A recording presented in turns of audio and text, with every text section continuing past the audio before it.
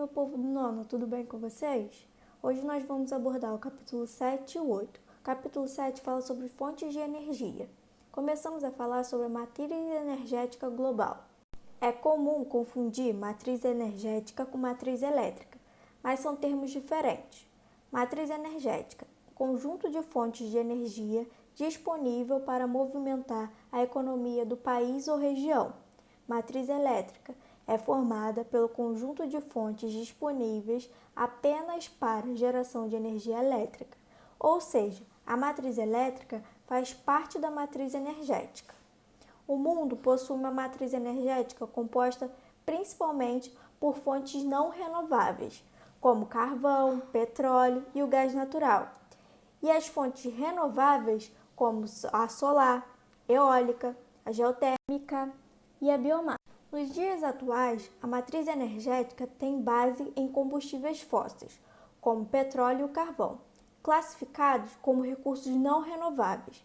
No entanto, a matriz elétrica da maior parte dos países do mundo é centralizada nas usinas atômicas e hidrelétricas, embora existam também as termoelétricas, nucleares e eólicas.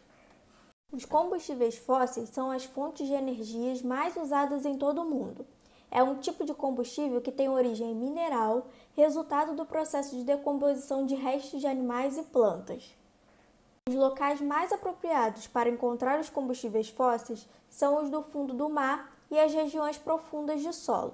O uso contínuo de combustíveis fósseis, no entanto, gera problemas que são notados em todo o mundo, como o efeito estufa, o aquecimento global e a liberação de poluentes mais prejudiciais à saúde humana e à dos animais.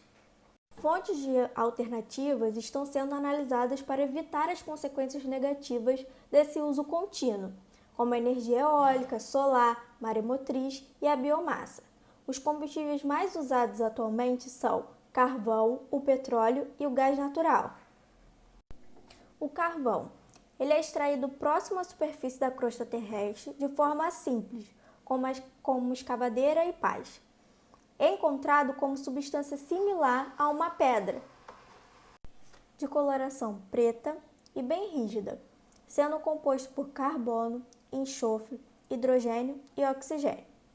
Os recursos mais poluentes, com elevada produção de dióxido de carbono em relação ao petróleo, por exemplo. A queima do carvão emite grande quantidade de poluentes na atmosfera, como o nitrogênio e o óxido de enxofre. Petróleo é um óleo natural formado por uma soma complexa de hidrocarbonetos. É uma substância oleosa, inflamável, com intenso odor e coloração escura, sendo resultado de uma composição de restos de animais e vegetais, que ficaram depositados na parte mais profunda da crosta terrestre devido às alterações naturais do planeta, como vulcões, movimentos de oceanos, deslocamentos dos polos e etc. Trata-se, portanto, de uma fonte de energia não renovável e de reposição lenta no meio ambiente, o que torna ainda mais valorizado. Gás natural é uma substância altamente inflamável encontrada como petróleo, reservatórios subterrâneos. É mais leve que o ar, translúcido e sem odor. É menos poluente em relação ao carvão e o petróleo e é formado pela decomposição de materiais orgânicos que ficaram armazenados nas rochas há milhares de anos. No Brasil, a produção de gás é bastante ativa e seu transporte é realizado por meio de gasodutos. É uma fonte de energia para casas e fábricas, além de servir de combustível para automóveis em versão liquefeita e comprimida. Termoelétricas. Responsável pela maior parte de eletricidade utilizada no mundo. Nela, trabalha-se a queima de carvão, óleo combustível e gás natural em uma caldeira. É construída próxima aos locais de consumo e, nesse tipo de usina, elimina dióxido de carbono e gera impactos ambientais considerados. Hidrelétricas. Se constituem como um conjunto de obras e equipamentos que produz energia elétrica por meio do aproveitamento hidráulico dos rios. Energia potencial gravitacional da água é transformada em energia cinética de rotação, que posteriormente é convertida em energia elétrica. O Brasil é um dos países que mais utiliza as hidrelétricas como forma de obtenção de energia, ficando atrás apenas dos Estados Unidos e do Canadá. Como todo empreendimento energético, as hidrelétricas provocam alguns impactos ambientais, que se tornaram motivo de polêmica das discussões sobre o desenvolvimento sustentável. Embora a energia hidrelétrica seja considerada limpa e renovável, a construção de uma usina hidrelétrica provoca o alargamento de áreas vizinhas e o aumento dos níveis dos rios, destruindo os habitats de muitas espécies, principalmente dos animais aquáticos. Nuclear, também conhecida como energia atômica, é produzida a partir da fissão de números de um átomo que libera uma quantidade de calor grande o suficiente para produzir energia limpa. Esse tipo de energia, produzida nas usinas termonucleares, que usam urânio e outros elementos como combustíveis para a geração de energia. Eólica é um tipo de energia limpa e renovável que não gera emissões de poluentes e não acaba com a natureza. É também considerada como fonte de energia mais limpa do planeta, podendo ser obtida em locais diversificados da Terra, desde que sejam introduzidas as instalações adequadas. É produzida por meio de movimentos da massa de ar, o vento, captado por hélices ligadas a geradores.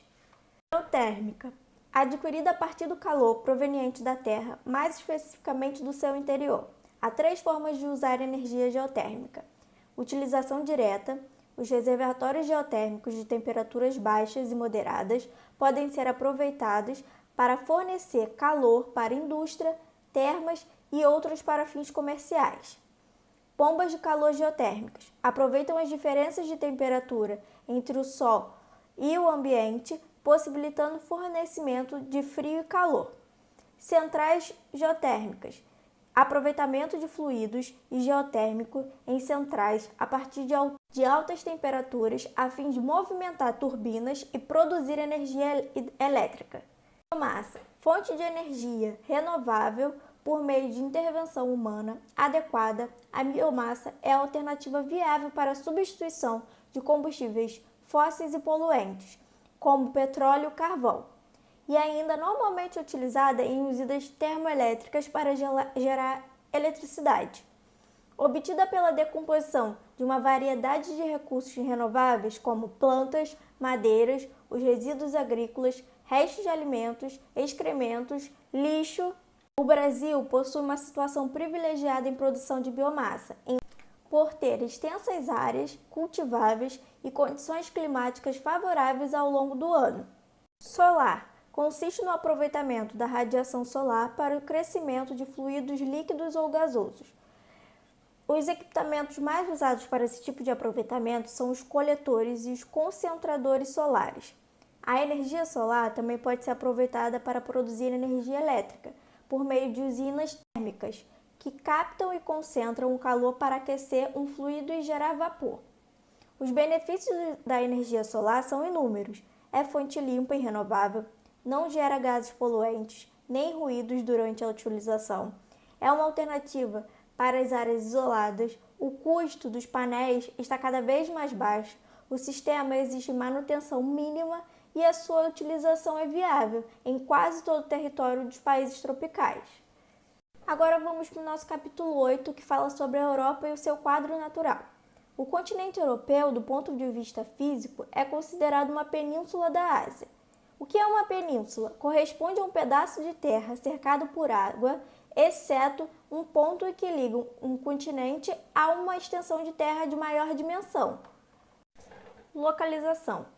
Com uma área aproximadamente de quilômetros próprio continente, relativamente pequena em comparação aos demais.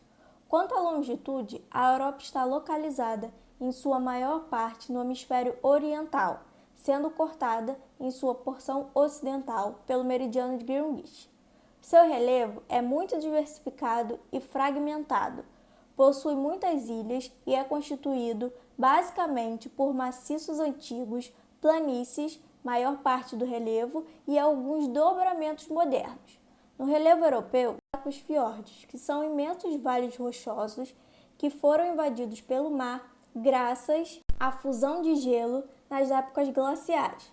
Outro importante destaque geomorfológico europeu é a região dos Países Baixos, que apresenta uma depressão absoluta ou seja, localiza-se abaixo do nível do mar. Aspectos climatobotânicos. A Europa está localizada predominantemente na zona temperada, tendo como clima principal o temperado. No entanto, dada sua posição e diversidade de relevo, ela também possui climas mais frios nas regiões de maior altitude. O clima e a vegetação é bastante influenciada pela pressão da posição geográfica. Na Europa, predomina a vegetação temperada e a taiga, também conhecida como floresta de coníferas. Já na porção sul do continente, onde a umidade é menor, há vegetação de estepes, que apresenta menor porte. Os rios são menos intensos e volumosos em relação aos países da América. A hidrografia é beneficiada por uma boa distribuição dos rios, o que facilita a geração de energia elétrica e o abastecimento na agricultura, nas cidades e nos transportes fluviais e fluviomarítimos. A questão hídrica na Europa, mesmo que tenha uma boa distribuição dos rios em seu espaço, a Europa apresenta uma série de problemas regionais, envolvendo a capacidade de destruição e utilização da água. Sul, o grande desenvolvimento turístico urbano e a necessidade de formar complexos sistemas de irrigação para a agricultura associados à menor quantidade de recursos hídricos tornam a água um recurso mais caro e problemático.